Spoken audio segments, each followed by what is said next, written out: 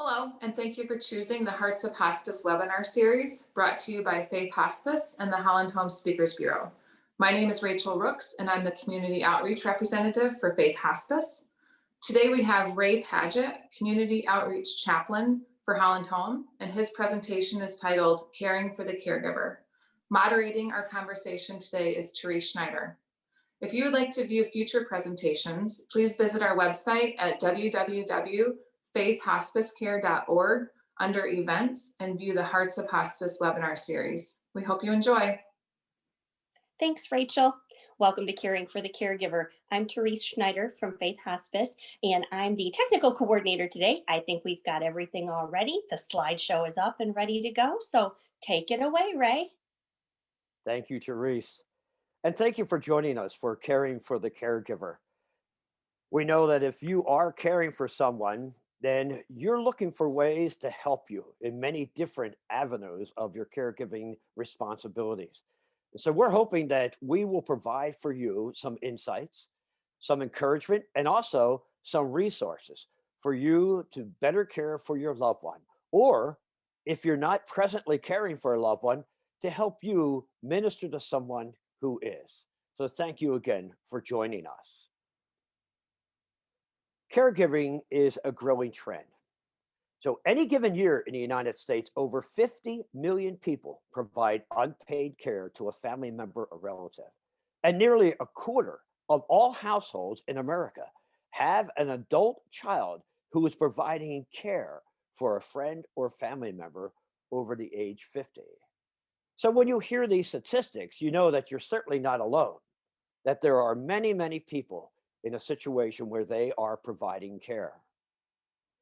There are estimates of 37 billion, yes, I said billion hours of unpaid care for loved ones in family households in the United States annually. Family caregivers, particularly women, provide over 75% of the caregiving support. There's another growing trend, and I'll say another growing trend, unfortunately. There's caregiver stress. You know this probably personally. As you're providing care for a loved one, you can feel the stress build up. And stress can be helpful, but only in short bursts. According to the AMA, the American Medical Association, caregivers who provide support to an elderly spouse are more than twice as likely to die within 4 years of their spouse's death than spouses who are not caregivers. That is an amazing statistic. Obviously, we could read a lot into it, but the point here is that providing care on a continual basis is very stressful. And studies, as we've seen here by the American Medical Association, do show that the stress is often so heavy that the caring spouse will follow their spouse who is deceased in just a matter of a few years. Often it's not the situation that triggers stress. It's our perception of the situation. Now let me explain that. I'm sure that you have waited for something to happen, an anticipation, maybe a doctor's appointment. Maybe you're not sure what the doctor is going to say. So meanwhile, for the weeks that might be between the examination and what you're going to find out, you're worried. And you start to worry about what if, and then you are creating stress. And so it's the perception of the situation that makes the stress happen, not necessarily the news that you're actually going to receive. And so a realistic acceptance of your caregiving needs is necessary and an important step for the caregiver. Understand what you're doing. And it's almost as if you could step away from it, kind of take an assessment to realistically accept where you are. And caregivers have to be able to recognize their own tolerance level to stress and then be able to see when they're hitting their own breaking point. Now, that's easier said than done. If you had never been in a caregiving situation before, you don't know what your stress level would be in regard to a caregiving responsibility. But the caution here is to be aware that stress could build. And sometimes we're the cause of our own stress by anticipating things that may or may not happen. but also the situation itself. And so be aware of your own stress level when you're caring for a loved one. What are some of the symptoms of stress? Well, there are several, and obviously these aren't all of them, but reduced attention span and concentration. You may be under a number of different responsibilities, and you begin to realize that you're forgetful, or you're overlooking things, or you're not concentrating on what needs to be done. That could be a sign of stress. In my situation, it's just a sign of my old age, as my wife reminds me, but it could be stress. You could be constantly irritable, or your emotions could be dulled, kind of like just going through the motions, so to speak. That is often a sign of stress mounting. Stomach problems. Many of us have experienced this, stomach problems with stress. Or you find yourself withdrawing from regular activities. Or probably the most common one would, of course, be difficulty in sleeping. I want to share with you what I call the danger D's. They're denial, disillusionment, discouragement, and despair. I think in any situation, particularly with the caregiver and the responsibilities that they've taken on themselves, recognizing some of these symptoms is very helpful. And as we'll see as we go through, not just recognizing them, but knowing what to do about them. Now, I'm not going to say that every one of us will experience denial, disillusionment, discouragement, or despair, but these are things to look out for. And by looking out for them, you might be able then to recognize them and take good action in regard to your caregiving. Denial. Now, what do I mean by denial? Well, when faced with the necessity of providing the care or choosing extended care for a loved one, sometimes we'll deny the severity or the seriousness of what's necessary. And sometimes we'll go into it, and I don't mean this is wrong, but sometimes we go in with expectations that might not be realistic. And we look at caregiving as a loving expression towards our loved one, which it is. But sometimes we don't fully realize the extent of the severity or seriousness of the need and avoiding the reality of the situation. That you might have done this in other areas of your life where you try to put bad things out of your mind. You know it's going to be difficult, but you're pushing them aside, so to speak. And that in effect is avoiding the reality of the situation. It's like when we were in high school, the beginning of school term, we're told that we need to have a paper, 50-page paper by the end of the year. Well, when do we start that? We start that 2 weeks before the end of the school year. We're avoiding the reality of the situation. And oftentimes a family will choose to look past the immediate crisis towards what I call unrealistic expectations or solutions. That's part of denial. And so you need to be aware of that. You need to understand that it's natural for us oftentimes to not allow us to fully take in the seriousness of something we're facing. And it's actually a mechanism that God, frankly, God has put into our bodies. So we're not overwhelmed. But we need to recognize that because it can impact the care that we give our loved one.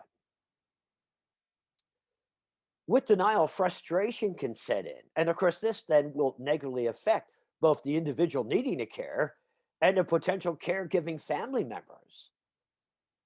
Now, I share a story often when I do this presentation about my sister-in-law, Debbie. My mother-in-law needed full-time care.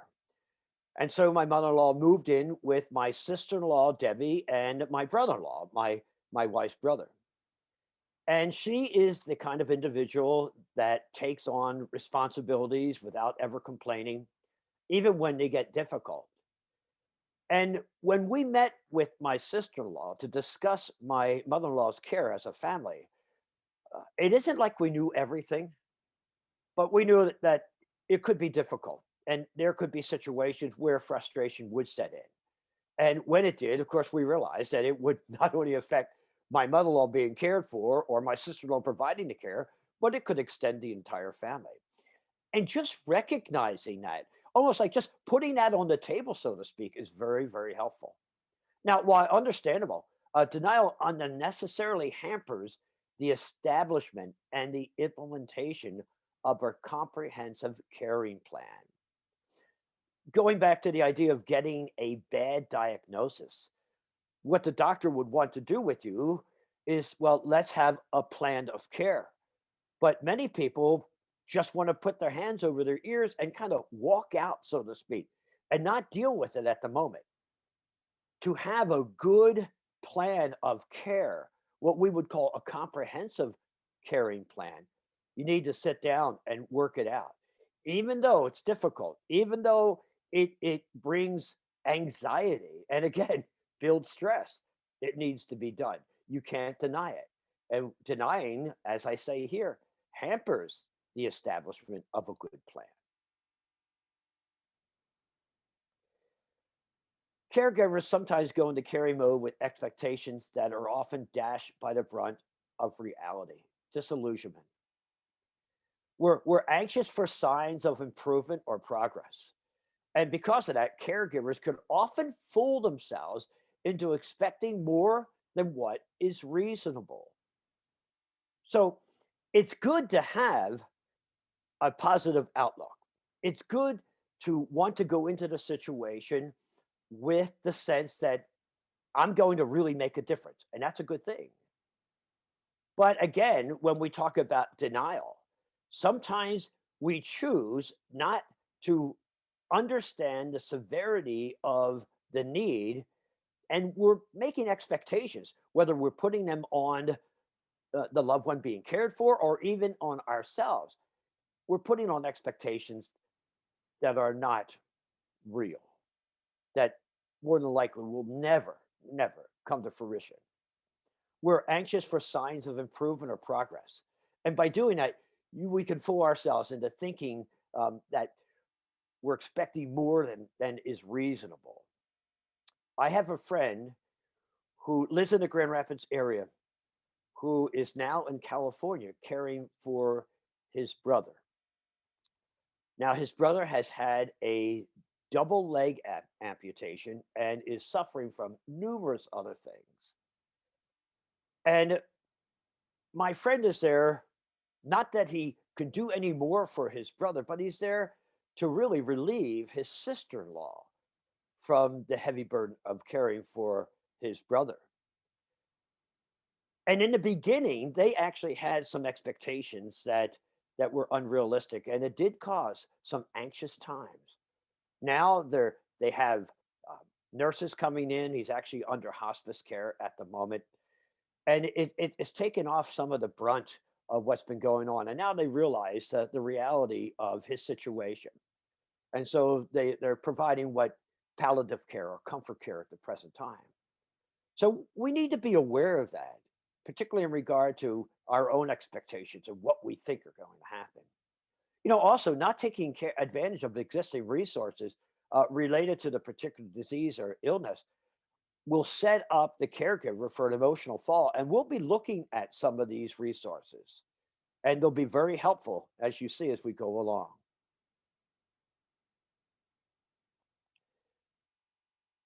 Despite the caregiver's best efforts and even superlative attention, oftentimes the loved one shows little improvement or fails even further. And so the caregiver is at a point where they're not quite sure what to do.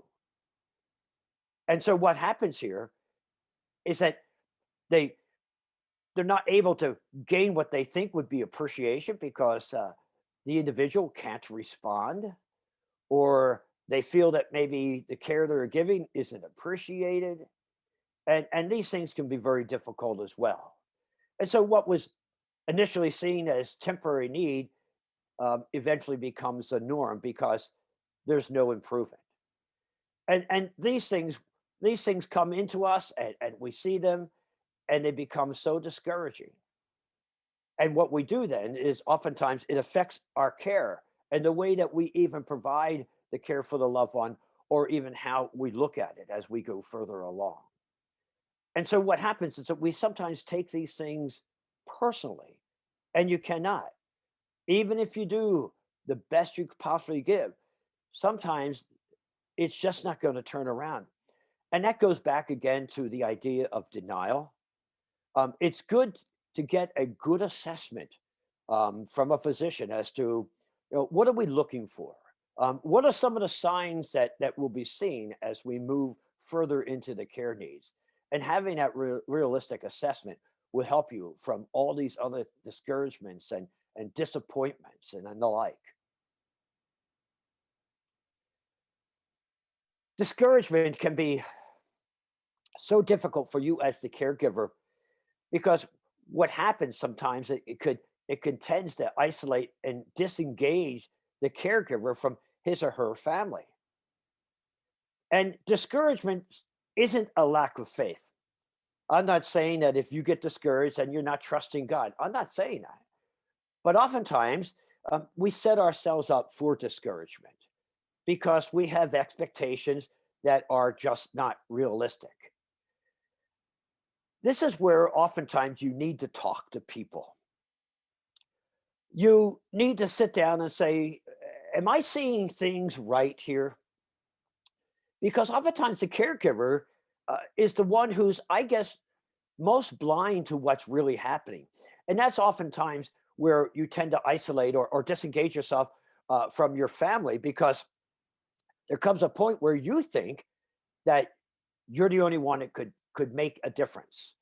And you don't do that in a prideful way. It's just that you are so engrossed in caring for your loved one that it's almost as if you have blinders on. And the discouragement builds, you don't necessarily recognize it. And oftentimes, caregivers aren't sure what's going on. But it happens gradually as the more they invest themselves or pour themselves into the one they're caring for, they can become more discouraged. And then it does tend to disengage the caregiver from his or her family. You need to be careful about that. You need to be careful about that. You know, it's good to be focused. Certainly is. I mean, we need to be focused when we're driving our cars in heavy traffic. We need to be focused when we're writing a letter or we're in the midst of a conversation. But when you're caring for someone, if you're tending to focus on that individual alone, in many ways, you are pushing aside those family members who could provide the help that you need. And so you need to kind of take a test or a checkup on yourself by just keeping the ideas of denial, disillusionment, discouragement, and do an honest test on where you happen to be at that time. We have despair. Now that's a really tough word when we say despair. But in a way of progression, particularly for a loved one who is dying, the caregiver comes to a point of despair. It's the realization that the loved one is near death. And this could elicit feelings of doom and despair for the caregiver, not necessarily because you don't understand the illness or the disease, not even that you didn't understand that it was terminal. It's that all the time that you've poured into the one you're caring for, even though you might have had a an inkling, or at least maybe even the assurance that this is not going to end well, that your loved one is going to die. Even when you know that, you can fall into despair. Thoughts and feelings of failure often plague the caregiver. Now, this is interesting because from the outside, from say family members and friends who know that you're providing the care, they look at you like a hero. They look at you as, a Florence Nightingale, taking care of your loved one and pouring yourself into their needs. But what happens here is because we're so singly focused, because we've poured all our energies into this individual, our thoughts and feelings of failure can just overtake us. And this is something that you need to realize. let's suppose that you are just in the beginning stages of caring for someone. Now, I'm not saying that you write this on a piece of paper and then you double check everything as you go along. But again, from a broader perspective, understand that these are feelings and situations that you may find yourself facing. And if you do, you may be better able to analyze where you are and what's going on and provide for you the motivation to say, maybe step back and to talk to someone and to share your thoughts and feelings in regard to this. Because oftentimes the caregiver feels like a failure when in fact they are actually a hero. Not sharing your frustrations and your apprehensions will add to the building of fear in your lives. It may compound the desperation that you're feeling and at a critical stage in a loved one's caring journey. And unrealistic expectations not dealt with at the beginning. Remember, we talked about denial. Unrealistic expectations not dealt with at the beginning of the caring term will add to the anxiety and fearfulness as the end nears. Now, my mother-in-law, she was a gentle soul. And my sister-in-law, for I say the first 6 months of caring for my mother-in-law, it went very well. Towards the end, though, my sister-in-law recognized that there was a building up of feelings and anxieties and frustrations. And fortunately, she did find in her community a a respite facility where my mother-in-law could spend a day or two and my sister-in-law could just do what she needs to do, go shopping, have some downtime. And often when we find these resources, we'll be looking at in a few moments, they are meant not just to give you answers, but to relieve you as well. Information is powerful. And oftentimes when we see that other people have walked the same path we've walked and they've experienced the same things that we've experienced, then the despair can be dissipated and we no longer have these unrealistic expectations. All these things are part and parcel of being a caregiver. And while some of these things you can't avoid simply because we're all human, there are things to recognize and to understand as we go along. So, what is the best stress fighter? Well, support. Now, oftentimes I say there, it's the offer we never cash in on. And I'm telling you, if you're a caregiver now, you might say, well, gee, I never thought about that.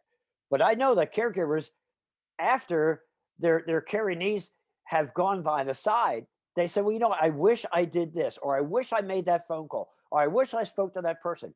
Support is absolutely essential. It is the best stress fighter. For one thing, is that you realize that you're not alone. You recognize that you're in a situation here that other people are in as well. It's kind of like grief counseling. Faith Hospice has grief counseling where groups of people come together to share their grief, to talk about their loved one. And together, it helps you work through your grief and bereavement. Same thing here for caregivers to get together or to sit down with a support group and help them know that they're not alone, that there are things there for them to find help with is a great thing for them. You keep a list handy of things that you might need, help that you might need, places that you could go. Delegate.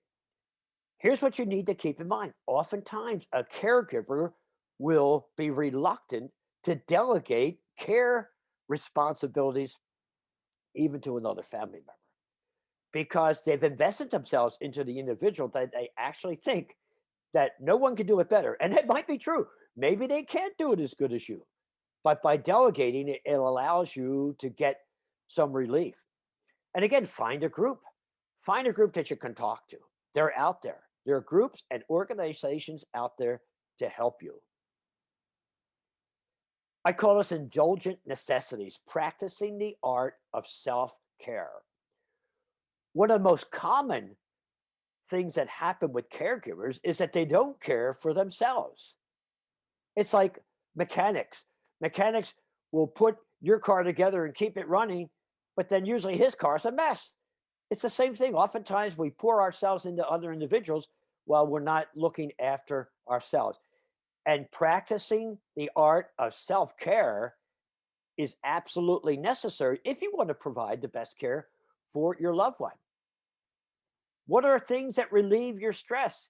There could be a number of things that you'd like to do: reading or listening to music, talking to people, going for walks. These are things that you need to do to make you then a better caregiver. Here are some other ideas. Journaling. I highly recommend journaling. If you never journaled before, while you're caring for someone is an excellent time. It allows you to express your feelings, what's going on. It could be like a diary of what's happening, maybe bits and pieces of your conversations with your loved one. Journaling is an excellent, excellent way of helping you relieve some stress. Meditation, opening up God's word, reading a portion of scripture, meditating on the Psalms, meditating while you're listening to music. Again, it's the idea of downtime to relieve your stress. It's the idea of taking up these things to provide self care, things that are absolutely necessary. How about taking up a hobby? You could be taking up a hobby during your downtime as a caregiver that you will find rejuvenates you and encourages and even excites you. So when you go back to care for your loved one, you find yourself refreshed.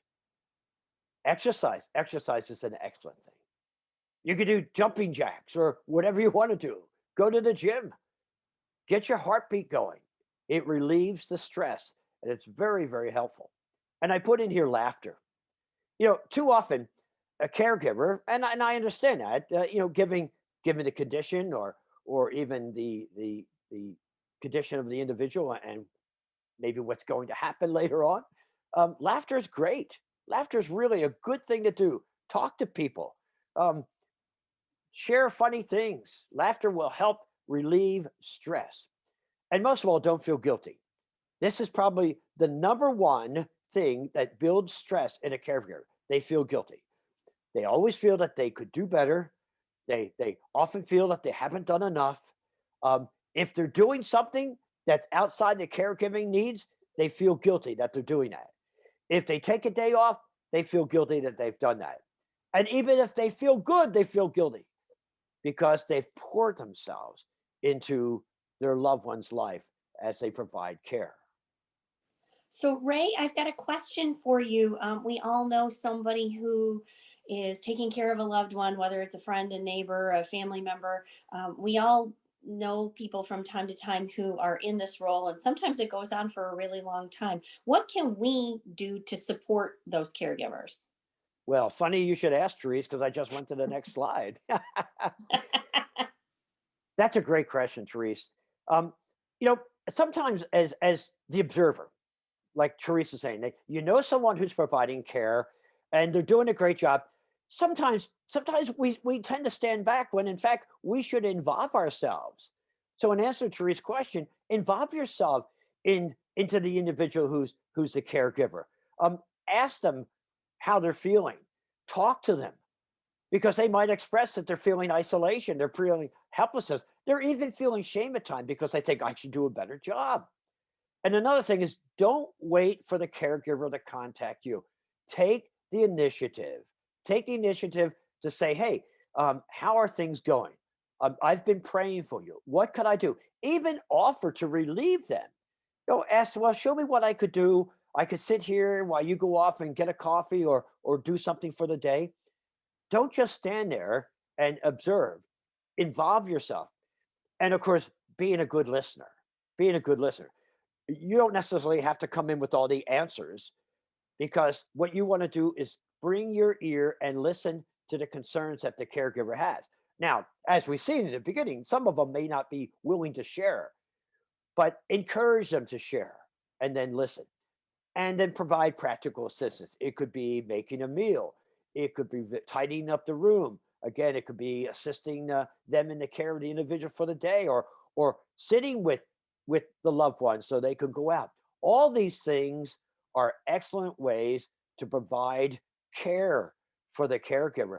And thank you for that question, Therese, because oftentimes people feel like they shouldn't step in, they shouldn't butt in, and they should because it's absolutely necessary. We talked about resources. There are so many agencies here, particularly in West Michigan, that provide so much help. I've been involved with Holland Home Faith Hospice for 10 years now, and I was unaware of these agencies existing in our communities who provide a plethora of care and needs for the caregiver, for families. You have the Area Agency on Aging, you have Caregiving Resource Network.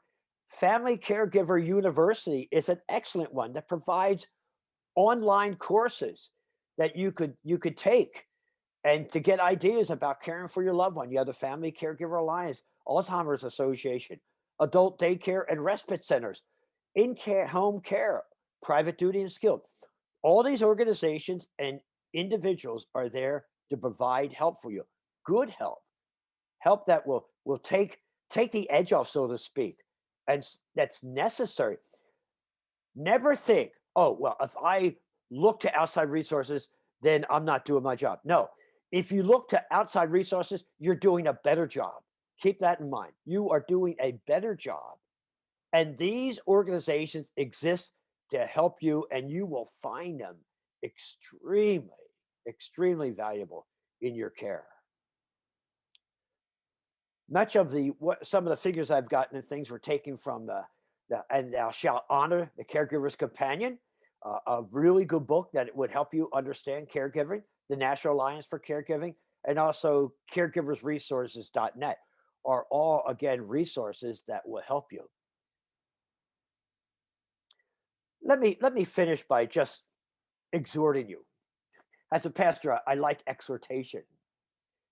First of all, let me thank you for taking on such a tremendous responsibility of caring for a loved one.